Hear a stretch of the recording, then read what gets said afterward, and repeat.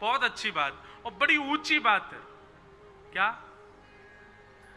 आपने जितनी भी तीर्थ यात्रा करी है, आपने जितने भी देवालयों में जाकर के प्रणाम किया, आपने जितने भी अनुष्ठान किए, जितने भी यज्ञ किए, इन सबसे ठाकुर जी प्रसन्न हैं कि नहीं, ये कैसे पता चले? बहुत सावधानी। आपके किए गए समस्त यज्ञ, समस्त जप, समस्त तप, समस्त तीर्थ यात्राओं से ठाकुर जी प्रसन्न है कि नहीं, कैसे पता चले? जगन्नाथपुरी गए, अब जगन्नाथ भगवान प्रसन्न है कि नहीं कैसे पता चले? सावन के महीना में खूब व्रत रखे, महादेव प्रसन्न है कि नहीं कैसे पता चले? नवरात्रि में महाराज जल पी करके, दूध पी करके रह रहे हैं, पयोव्रत कर रहे हैं, देवी प्रसन्न है कि नहीं कैसे पता चले? तब यहां पर श्री सूत जी महाराज कहते हैं, अब देखो बहुत ध्यान से सुनना, सूत जी कहते हैं कि आपके द्वारा किए गए समस्त धर्म, अनुष्ठान, व्रत, नियम सबसे ठाकुर जी प्रसन्न है कि नहीं, इसको पता करना हो तो इसका एक ही तरीका है। बोले क्या? कि नोत्पादये दधिरतिम श्रम एवहि केवलम धर्म स्वनिष्ठितः पुंसाम विश्वक्सेन कथा सुयः। कहीं सत्संग चल रहा हो, कहीं प्रवचन हो रहा हो, कहीं कथा हो रही हो, वहां जाकर के बैठो और वहां आपका खूब मन लग रहा हो, खूब आनंद आ रहा हो, महाराज घड़ी देखते ही पता चले 7 बज गए, अरे इतनी जल्दी 7 बज गए, अरे अब तो कथा विश्राम हो जाएगी, कल तक की प्रतीक्षा करनी पड़ेगी, ऐसी भावना मन में आने लग जाए, मन में बार बार ये लगे कि अब कथा विश्राम क्यों हो रही है, ये 7 दिन की कथा थी, 2 दिन तो पूरे हो ही गए, अब तो केवल 5 ही दिन बचे हैं, अब तो 4 ही दिन बचे हैं, ओहो अब तो 1 ही दिन बचा है महाराज। ऐसी स्थिति, कथा के प्रति व्याकुलता का अनुभव होने लग जाए तो समझ जाओ आपकी तीर्थ यात्रा, व्रत, अनुष्ठान, यज्ञ, जो भी कुछ आपने किया सबसे ठाकुर जी प्रसन्न है, तभी कथा में रति हो रही है। कथा की रति इस बात का प्रमाण है। और यूं लग रही है 7 बज गए, अब क्या कर रहे हैं, कथा पूरी कर दें, अब जल्दी करें, चाय वाय पिए बढ़िया, अभी तो वो भी होने वाली, भजन संध्या भी होने वाली रात में, उसमें भी बैठना पड़ेगा। ऐसी भावना यदि चित्त में आ रही है तो फिर अब जगन्नाथपुरी वगैरह जितनी आप गए थे सब कट्टस कर दो, सब फेल हो गए आपके, कोई आपके व्रत, अनुष्ठान, नियम कुछ स्वीकार नहीं किए ठाकुर जी ने। लेकिन कथा में ऐसी रुचि बढ़ रही है कि अब आनंद आ रहा है, सुख मिल रहा है, मन कर रहा है कि नहीं और सुने और भाव आवे। अरे महाराज जी इस भाव से भी पता चलता है, कई लोग बोलते हैं पैरों में दर्द होता है नीचे बैठने में, आप ध्यान पूर्वक कथा सुनो, चित्त लगा के कथा सुनो, 4 घंटा कब निकल जाएंगे पता ही नहीं चलेगी। मन बुद्धि की स्थिति जहां होती है तन वैसी प्रक्रिया करता है। कई बार आप आनंद भरकर के जब कथा श्रवण करते हैं तो कई बार घंटों का नहीं पता चलता कि कितना समय निकल गया। और जिस समय ऐसी स्थिति कथा में होने लग जाए कि बस अब सुख मिल गया, आनंद आ गया, महाराज बस यही रस चाहिए, यही भाव चाहिए, यही सुख चाहिए, समझ जाओ बस ठाकुर जी प्रसन्न है। आपके द्वारा अर्पित की गई एक तुलसी भी ठाकुर जी स्वीकार करते हैं, तभी कथा में रुचि बढ़ रही है। आप कहोगे हमारी रुचि बढ़ाने के लिए जबरदस्ती बोल रहे हैं, महाराज जी नहीं, ठाकुर जी के जितने प्रिय हैं सबकी लिस्ट बनाओ, सबको कथा से प्रेम होगा ही होगा। प्रभु चरित्र सुनवे को रसिया, राम लखन सीता मन बसिया। प्रभु चरित्र सुनवे के रसिया कौन है? श्री हनुमान जी महाराज। रुक्मणी जी भगवान की पत्नी, श्रुत्वा गुणान भुवन सुंदर क्षणवताम ते। रुक्मणी जी अपने पत्र में कहती है मैंने आपको सुना है केवल, और जब से आपको सुना है तब से आपको अपना पति मान लिया है। कथा श्रवण के प्रति रुचि। ध्रुव जी महाराज, ध्रुव जी की स्तुति प्रारंभ होगी, ध्रुव जी महाराज क्या कहते हैं? भगवान से कहते हैं भक्ति मोह प्रवहताम त्वयि में प्रसंगो भूयाद अनंत महताम ममलाशयानाम ये नांज सौल वण मुरु व्यसनम भवाब्धिम निश्चय भवत गुण कथाम मृतपान मत्त। आपकी कथा सुनने का मैं व्यसनी हो जाऊं, नाथ ऐसी कृपा करो। प्रहलाद जी महाराज, भक्तिमती मीराबाई, गोस्वामी तुलसीदास, देवादिदेव महादेव शंकर भगवान, सबको कथा से प्रेम है।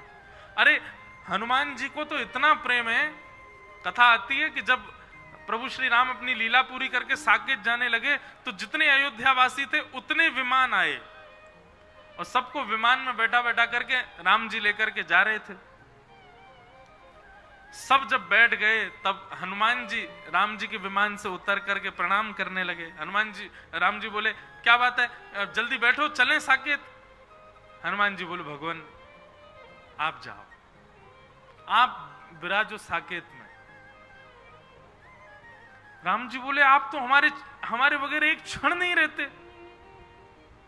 एक क्षण भी हमारे दर्शन के बिना रह नहीं सकते, और अब हम साकेत जा रहे हैं तो आप कह रहे हो कि आप पृथ्वी पे ही रहोगे, क्यों?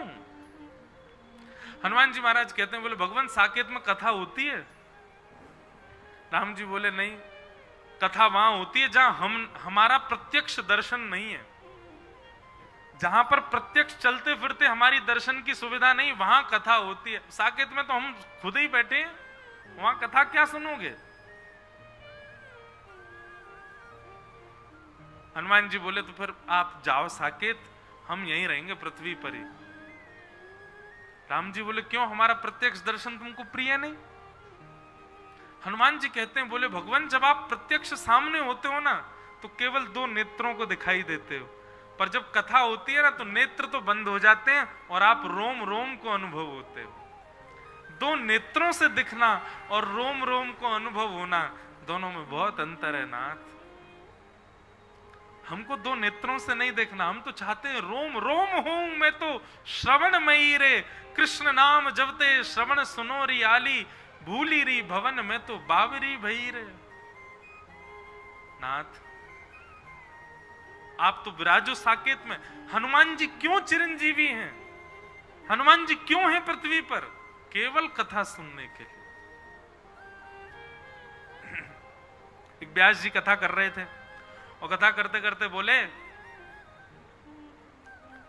ये बात प्रमाण देती है कि हनुमान जी सारी कथाओं में आते हैं, यहां भी आए होंगे, और हम कोई अपनी प्रशंसा के रूप में नहीं कह रहे, पर हमारी एक कथा हुई थी बंगाल में, वहां की कथा में तो हमको भी अनुभव हुआ और जो यजमान थे उनको भी अनुभव हुआ कि हनुमान जी आए थे।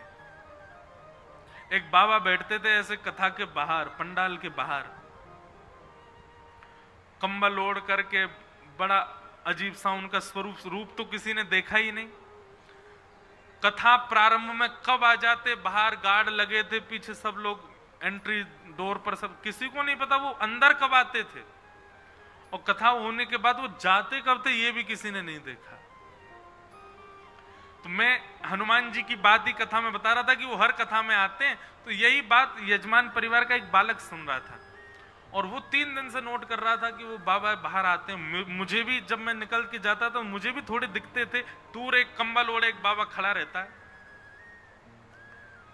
तो जैसे ही मैंने ये बात कथा में की कि हनुमान जी निश्चित आते हैं, तो वो अपना कैमरा ऑन करके गया उनका फोटो खींचने के लिए, बोले महाराज जी को दिखाऊंगा। और उसने कैमरा से फोटो खींचा तो कमर के भाव से कंबल ओढ़ रखा था दिखा, और वो खींच करके अंदर आया और उसने अपने पिताजी को दिखाया, बोले महाराज जी अभी कथा में कह रहे हैं ना कि हनुमान जी कथा में आते, देखो मैं ये मुझे लगता है हनुमान जी। तो उसके पिताजी बोले चल मेरे साथ चल। दोनों जैसे बाहर गए तो वो वहां से अंतर ध्यान थे ही नहीं वहां पे। खूब ढूंढा, बाहर जा जा करके ढूंढा, इतनी गति नहीं थी कि वो इतनी जल्दी चले जाएं। जब शाम को मुझे बताया तो उसके हाथ पैर कांप रहे थे। जब उसने रूप स्वरूप दिखाया तो मुझे भी अनुभव हुआ कि नहीं ये हनुमान जी थे, और भैया अब के आम है तो इनको छेड़ना नहीं, सुनने ही देना।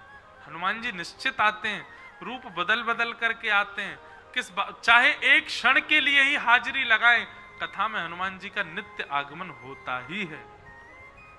और इस बात को स्वयं हनुमान जी स्वीकार करते हैं, भगवान से वरदान मांगा है, यत्र यत्र रघुनाथ कीर्तनम तत्र तत्र कृतमस्तकांजलिम बाष्पवारी। हे राम जी एक ही वरदान दे दीजिए। बोले क्या? जहां भी कथा हो, चाहे एक क्षण के लिए ही सही, मेरी हाजिरी वहां लगनी चाहिए। और हनुमान जी की पहचान क्या है कथा में?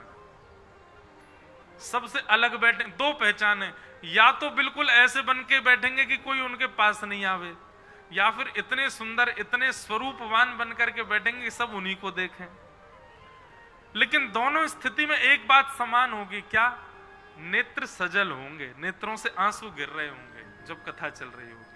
वाष्पवारी परिपूर्ण लोचनम मारुतिम नमत राक्षसांतकम। ऐसे श्री हनुमान जी महाराज। तो एक बार एक व्यास जी कथा कर रहे थे, तो व्यास जी कथा करते करते बोले, हनुमान जी महाराज गए अशोक वाटिका में, और वहां जाकर के जब आपने सीता जी की सुध ली, वहां पर वन को उजाड़ने लगे, तभी आपने देखा सुंदर सुंदर वहां पर फल लगे हैं, सुंदर वृक्ष लगे हैं, वहां के बगीचे में सुंदर सुंदर श्वेत श्वेत पुष्प लगे हैं। अब जैसे ही वो श्वेत पुष्प कहने लगे, तो वहीं हनुमान जी की एक प्रतिमा विराज रही थी जहां पर कथा चल रही थी। हनुमान जी महाराज मन में विचार करने लगे, बोले ये गलत बोल रहे हैं, श्वेत पुष्प नहीं थे, लाल पुष्प थे वहां के।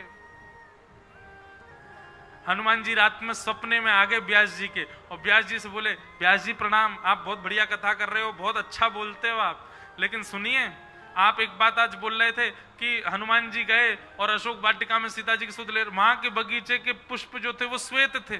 श्वेत नहीं थे, लाल पुष्प थे वहां के। कल इस बात को सुधार करके बोलिएगा।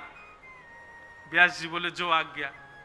दूसरे दिन व्यास जी बोले, भैया हनुमान जी गए हैं अशोक वाटिका में, श्री सीता जी का दर्शन किया, वन भूख लगी तो महाराज फल खाने लगे, ऐसा सुंदर अशोक वाटिका का वन, और वहां के जो फल थे ऐसे थे, पत्र ऐसे थे, और पुष्प जो थे वो श्वेत थे। फिर से श्वेत बोले, और जब श्वेत बोले ना व्यास जी, तो हनुमान जी को देखने लगे। तो हनुमान जी थे तो मूर्ति में ऐसे पर्वत लिए, गदा लिए, और उनकी आंखें मटक रही थी हनुमान जी की। व्यास जी को मानो इशारा कर रहे हैं, लाल बोलो, लाल।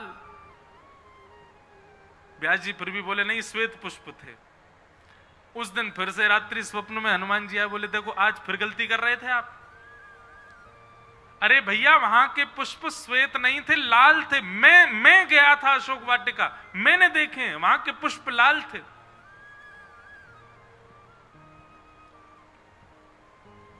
व्यास जी बोले, कल सुधार करेंगे। बोले ठीक है, कल कर देना पक्का। बोले हाँ करेंगे। तीसरे दिन फिर कथा शुरू हुई। तीसरे दिन कथा शुरू होती व्यास जी फिर बोले अशोक वाटिका हनुमान जी गए, ऐसा था वैसा था, और भैया वहां के बगीचा के पुष्प जो थे वो तो श्वेत थे। सोई हनुमान जी प्रकट हो गए सामने। नहीं मानोगे तुम। हनुमान जी जैसे प्रकट हुए, व्यास जी बोले, जल्दी जल्दी प्रणाम करो, हनुमान जी आए। सब श्रोता प्रणाम करे, जय हो हनुमान जी की। हनुमान जी बोले, प्रणाम बाद में, तुमको हम 2 बार से समझा रहे हैं स्वप्न में आके कि वहां के पुष्प लाल थे, तुम श्वेत क्यों बताते हो? व्यास जी बोले, सुनो, श्वेत ही थे पुष्प। हनुमान जी बोले, बड़े भाई तुम तो जो है जिद्दी हो। हम कह रहे हैं कि हम गए थे, हम वहां गए थे, हमने अपनी आंखों से देखा था, लाल पुष्प थे। व्यास जी बोले, नहीं, मैंने जो अपने गुरुजनों से सुना और मैंने जो पढ़ा उसके अनुसार तो वहां के पुष्प श्वेत ही थे। हनुमान जी बोले, गलत पढ़ा तुमने, गलत बताया तुम्हारे गुरुजी ने, हम स्वयं कह रहे हैं लाल पुष्प थे। बोले, आप अगर कह रहे हो लाल पुष्प थे, सिद्ध करके दिखाओ। हनुमान जी बोले, कैसे सिद्ध करें? बोले, आपके अलावा और जो था अशोक वाटिका में उसको लेके आओ। हनुमान जी महाराज बोले, रुक तू यहीं पे, अभी आता हूं मैं, तेरी ब्याज दक्षिणा में ही दूंगा। हनुमान जी गए सीधे साकेत में। साकेत में प्रभु श्री राम बैठे थे, बगल में किशोरी जी जानकी जी बैठी थी। चरणों में जाके प्रणाम किया, और प्रणाम करके जानकी जी से कह, मैया आज आपको मेरी गवाही देने चलना है। वो क्या हो गया? बोले, एक व्यास है, 2 दिन से समझा रहा हूं उसको, गलत गलत बोलता है। वो बोलता है श्वेत पुष्प थे, श्वेत पुष्प थे। मैंने बोला उसको कि भाई वहां के लाल पुष्प थे, मान ही नहीं रहा बात को। अब कह रहा गवाही दो, आप चलो मेरे साथ। सीता जी बोली, हम चली तो चलेंगे, पर हम अकेली तो नहीं जाती। राम जी बोले, कोई बात नहीं, हम भी चलेंगे। राम जी तैयार हुए तो भरत जी बोले, हमको काय को छोड़ के जा रहे, हमको भी ले चलो। लक्ष्मण जी बोले, रुको रुको, चमर तो मैं ही डोराऊंगा, मैं भी चल रहा हूं।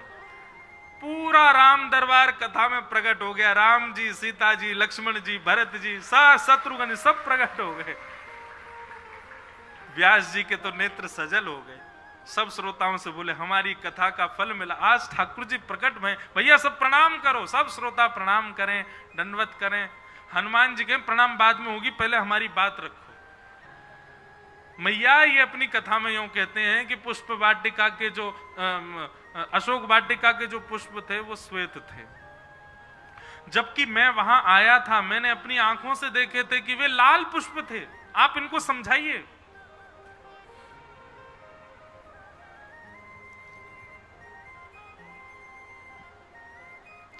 सीता जी ने तुरंत व्यास जी की ओर देखा, हनुमान जी के सिर पर वरद हस्त फेरते हुए बोले कि हे हनुमंत लाल, ये व्यास जी झूठ नहीं बोल रहे हैं। अशोक वाटिका के जो पुष्प थे वो श्वेत ही थे। अब जैसी जानकी मैया बोली, हनुमान जी तो महाराज, बोले आप तो पक्ष ले रही हो, राम जी आप बोलिए ना। बोले नहीं नहीं, जानकी जी ठीक बोल रही हैं, वहां के पुष्प जो थे वो श्वेत ही थे। बोले आप लोग रुको, मैं अभी विभीषण को लेके आ रहा हूं लंका से, वो बताएगा यहाँ पे आके। सीता जी ने कहा नहीं नहीं, इतना करने की जरूरत नहीं है, ये सही कह रहे हैं, वहां के पुष्प श्वेत ही थे। हनुमान जी बोले मैं नहीं भूल सकता हूं, वहां के रक्त वर्ण के थे, लाल लाल पुष्प थे।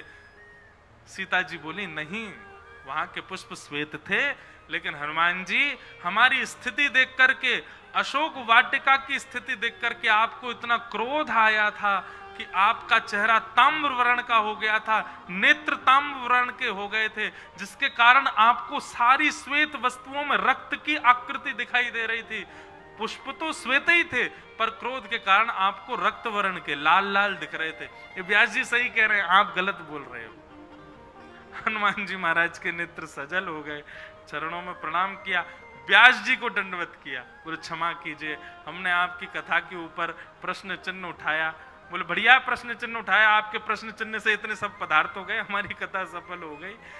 लेकिन हनुमान जी बोले आपका भी सुदृढ़ता, अपनी बात पर अड़े ही रहे, चाहे राम दरबार आ जाए फिर भी अपनी बात पर अड़े रहे।